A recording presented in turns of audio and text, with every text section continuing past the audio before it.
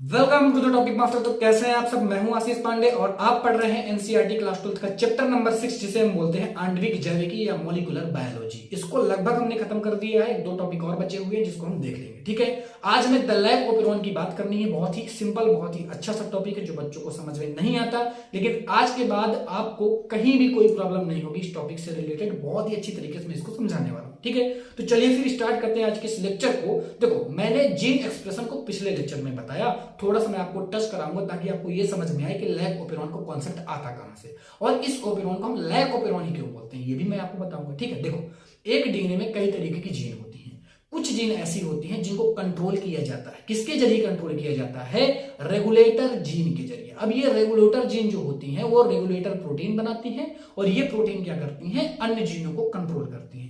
लेकिन जब ऐसा होने लगे कि ये एक से अधिक स्ट्रक्चरल जीन को कंट्रोल करे, अब देखो ये क्या है भैया, ये सब स्ट्रक्चरल जीन है। मतलब ये पूरी की पूरी क्या है? स्ट्रक्चरल जीन है। ये कितनी है? 1 2 3 और 4। अगर आप देखेंगे यहां पर प्रोटीन एक है लेकिन 4 तरीके की स्ट्रक्चरल जीन को कंट्रोल कर रही है, और यही स्ट्रक्चरल जीन क्या करती हैं? आगे एमआरएनए को बनाती हैं। बच्चा क्या करती हैं? आगे एमआरएनए को बनाती हैं, और इसी एमआरएनए से क्या बनती है? इसी एमआरएनए से प्रोटीन हमारी बनती है। ठीक है, ये चीज आपको पता होगी। अगर ये रेगुलेटर जीन इसको कंट्रोल करे, जब ये चाहेगी तब ये प्रोटीन बनाएगी, जब ये चाहेगी तब ये प्रोटीन नहीं बनाएगी। अगर इसको पॉजिटिव मैसेज डालती तब ये प्रोटीन बनाएगी, अगर इसको निगेटिव मैसेज डालती तब ये प्रोटीन नहीं बनाएगी। ठीक है, ऐसा होता है। लेकिन जब रेगुलेटर प्रोटीन एक से अधिक स्ट्रक्चरल जीन को कंट्रोल करे तो यहां पर बात आ जाती है ओपेरॉन को। इसको हम क्या कह देते हैं? ओपेरॉन बोल देते हैं। अब ध्यान से समझना कि ओपेरॉन का कॉन्सेप्ट मैं समझाने वाला हूं। 2 साइंटिस्ट थे, जेकब और मोनोट। इनका नाम क्या था? जेकब और मोनोट था। इन्होंने अपना एक्सपेरिमेंट एक बैक्टीरिया पर किया, इकोलाई बैक्टीरिया पर। लगभग सभी साइंटिस्ट अपना प्रयोग करते हैं। इन्होंने क्या किया? इनको एक बात पता थी कि ये जो बैक्टीरिया होती है इसको जीने के लिए क्या चाहिए?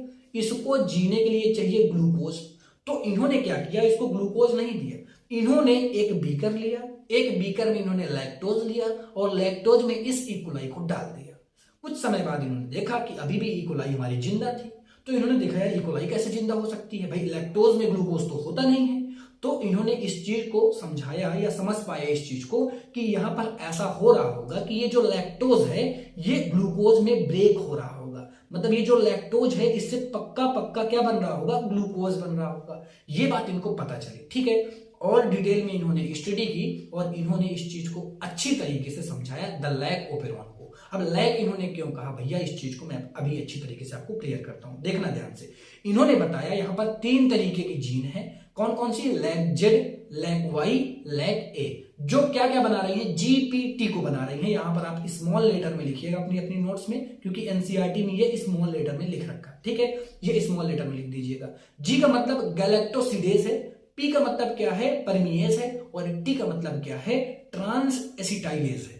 ठीक है, ये 3 तरीके की जीन है जो हेल्प कर रही हैं लैक्टोज से ग्लूकोज बनने के लिए। अब और मैं क्या बताना चाहता हूं यहां पर? मैं ये बताना चाहता हूं कि ये जो परमिएज है, अब देखो इनका काम हम देख लेते हैं। ये जो परमिएज जीन है ये ई कोलाई पर पाई जाती हैं, चैनल के रूप में पाई जाती हैं। भैया क्यों चैनल के रूप में पाई जाती हैं? क्योंकि ये लैक्टोज को अंदर ले जाती हैं। पहले लैक्टोज कहां जाता है बच्चा? पहले लैक्टोज अंदर जाता है, और अंदर जाने के बाद फिर ये क्या हो जाता है? ग्लूकोज में ब्रेक हो जाता है। मतलब इससे क्या बन जाता है? ग्लूकोज बन जाता है। अब देखना ध्यान से, मैं इस चीज को दिखाना चाहता हूं। उससे पहले एक चीज और जान लो, एनसीईआरटी हमारी कहती है कि ये जो YZA ये जो जीन है ये सिस्टोन नामक गुणसूत्र पर पाई जाती है। किस पर बच्चा? ये सिस्टोन नामक गुणसूत्र पर पाई जाती है, इसीलिए इसको मैं सिस्टोन ZYA भी बोल सकता हूं। ठीक है, ये बात समझ में आ गई। अब देखो, जो परमिएज है वो चैनल की तरीके का काम करता है, और ये चैनल करते क्या है? लैक्टोज को अंदर प्रवेश कराने में हेल्प करते हैं। एक बात। दूसरी बात क्या है? दूसरी बात यहां पर जो लैक्टोज है वो ब्रेक हो रहा है ग्लूकोज और गैलेक्टोज में। किस पर ब्रेक हो रहा है? ग्लूकोज और गैलेक्टोज में ब्रेक हो रहा है। और ये कौन ब्रेक करवा रहा है?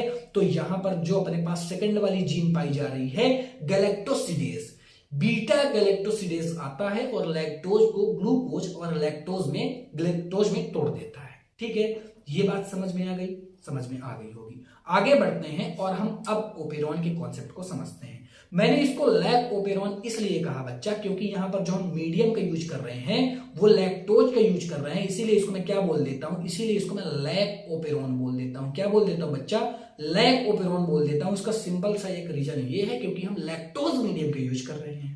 लैक्टोज मीडियम से ही ये ओपेरॉन चल रहा है, मतलब ये ऑन या ऑफ हो रहा है। भैया ये ऑन या ऑफ क्या होता है, आइए समझते हैं इस चीज को। देखो यहां पर अपने पास क्या है, ओपेरॉन है, एक अपने पास क्या है, ओपेरॉन है। अब ओपेरॉन में क्या क्या होता है पहले इस चीज को देख देते हैं, ठीक है।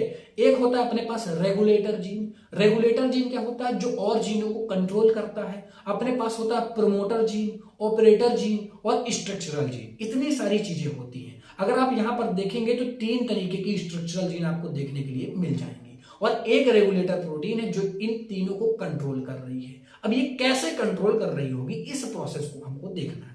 अब मेरी बात ध्यान से समझना, यहां पर जो अपने पास लैक्टोज आई मैंने ये लिखा, ये एक प्रकार की क्या है, ये एक प्रकार की रेगुलेटर जीन है जो रेगुलेटर प्रोटीन बना रही है और इस रेगुलेटर प्रोटीन को हम रिप्रेसर भी बोलते हैं।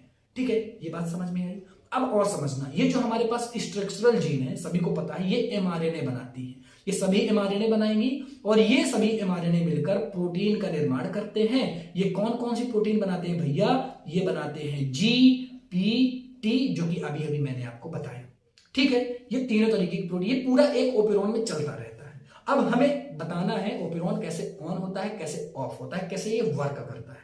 ठीक है, तो इसकी मैं कंडीशन को पढ़ाऊंगा आपको। कैसे कंडीशन को पढ़ाऊंगा, अगर मैं इसकी स्टेज फर्स्ट लेता हूं या केस फर्स्ट ले लेता हूं इसका, तो केस फर्स्ट मैं ऐसा ले रहा हूं जिसमें लैक्टोज मीडियम नहीं है। अभी अपने पास क्या है, लैक्टोज नहीं है। ठीक है, अगर अपने पास लैक्टोज नहीं है तो देखो होता क्या है, जब अपने पास लैक्टोज नहीं रहता है तब अपने पास होता ये है, अगर अपने पास लैक्टोज नहीं है तो ये जो रिप्रेसर है ये जाता है और ऑपरेटर के साथ क्या कर देता है, बॉन्ड कर लेता है, बॉन्डिंग बना लेता है। जैसे ये ऑपरेटर के साथ बॉन्डिंग बनाता है तो होता क्या है, ये जो आरएनए पॉलीमरेज है अब ये वर्क नहीं कर पाता और ये क्या करेगा, ये एमआरएनए का निर्माण नहीं कर पाएगा और अगर एमआरएनए का निर्माण नहीं होगा तो जीपीटी का निर्माण भी नहीं हो पाएगा। ये तो नॉर्मल कंडीशन में होता है, तब जब लैक्टोज मीडियम नहीं होता है। हमने क्या कहा, हमने ये कहा रेगुलेटर प्रोटीन है वो ऑपरेटर के साथ जाता है और बॉन्डिंग बना लेता है, जिसके कारण जो आरएनए पॉलीमरेज है वो एमआरएनए का निर्माण नहीं कर पाता है। एक बात समझ में आई। और अगर आरएनए पॉलीमरेज एमआरएनए का निर्माण नहीं कर पा रहा है तो इस कंडीशन को हम बोलते हैं ओपेरॉन अभी हमारा ऑफ है, मतलब ये प्रोटीन नहीं बना रहा तो ऑफ है, सिंपल सी बात है। अगर मैं इसकी केस नंबर सेकंड की बात करता हूं जिसमें मैं लैक्टोज मीडियम लेता हूं, मैंने लैक्टोज मीडियम को लिया तो क्या होगा, देखना ध्यान से। होगा क्या, ये जो रिप्रेसर प्रोटीन है लैक्टोज आएगा और रिप्रेसर प्रोटीन के साथ क्या हो जाएगा, इसके साथ बंध जाएगा। तो होगा क्या, अब ये रिप्रेसर प्रोटीन ऑपरेटर के पास जाकर बॉन्डिंग नहीं कर पाएगा क्योंकि पहले से इस पर क्या है, लैक्टोज बन चुका है। और इस कंडीशन में जो आरएनए पॉलीमरेज रहता है अब ये क्या करेगा, ये एमआरएनए का निर्माण करेगा जिसके कारण जीपीटी का निर्माण हो जाएगा। ठीक है, अब हम कह देंगे कि अब इस कंडीशन में जो हमारा ओपेरॉन है वो ऑन हो चुका है। ये सिंपल सा कॉन्सेप्ट है, पता नहीं बच्चे क्यों नहीं समझ पाते इस चीज को। आप समझ गए होंगे, आपको कहीं पर कोई भी प्रॉब्लम नहीं होगी। किसी भी बच्चे को कहीं पर कोई भी प्रॉब्लम हो आप कमेंट करके बताइए, भैया मुझको ये चीज समझ में नहीं आई। कोई ना कोई उसका सोल्यूशन दिया जाएगा, शॉर्ट का जमाना चल रहा है, शॉर्ट जरिए हम लोग आपको समझा देंगे, कोई ना कोई सर समझा देंगे आपको। बस आपको कमेंट करना है कि हमें समझ में नहीं आया और क्या नहीं आया, रीजन आपको लिखना है। ठीक है, ये बात समझ में आ गई। आगे मैं कुछ पॉइंट आपको लिखाना चाहता हूं, मैं पॉइंट ये लिखवाना चाहता हूं, जो लैक्टोज है वो क्या कर रहा है, ओपेरॉन को ओपन कर रहा है। ठीक है, लैक्टोज ओपेरॉन को ओपन कर रहा है, इसीलिए इसको मैं प्रेरक बोलता हूं बच्चा, इंड्यूसर बोलता हूं। ठीक है, ये बात एनसीईआरटी में साफ साफ लिख रखी है और ये दोनों पॉइंट से एक बार क्वेश्चन भी आ चुका है, इसीलिए दोनों पॉइंट मैंने अलग से लिखे, बहुत ही इंपॉर्टेंट है। लैक्टोज क्या कर रहा है, ओपेरॉन को ओपन कर रहा है। और अगर मैं बात करता हूं सामान्यतः जो रिप्रेसर रहता है वो ओपेरॉन को क्या करता है, क्लोज कर देता है, इसीलिए हम इसको निगेटिव कंट्रोल बोलते हैं। और बच्चे हमेशा ये क्वेश्चन एक बार पूछा गया और बच्चे ज्यादातर बच्चे ने क्या किया कि पॉजिटिव कंट्रोल बताया, जिनका निगेटिव सही भी हुआ वो भी तुक्के में लगाए थे। अब देखना निगेटिव कंट्रोल कैसे करता है। नॉर्मल जब भी ओपेरॉन रहेगा, अगर लैक्टोज मीडियम नहीं है तो जो अपने पास रिप्रेसर है वो क्या करेगा, ओपेरॉन को क्लोज कर देगा बच्चा। क्या करेगा बच्चा, क्लोज कर देगा। मतलब यहां पर क्या हो रहा है, यहां पर निगेटिव इफेक्ट पड़ रहा है।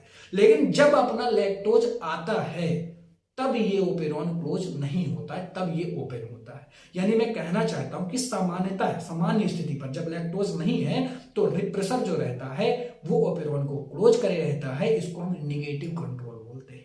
बहुत ही इंपॉर्टेंट क्वेश्चन है। आई होप ये कंप्लीट लेक्चर आपको समझ में आया होगा।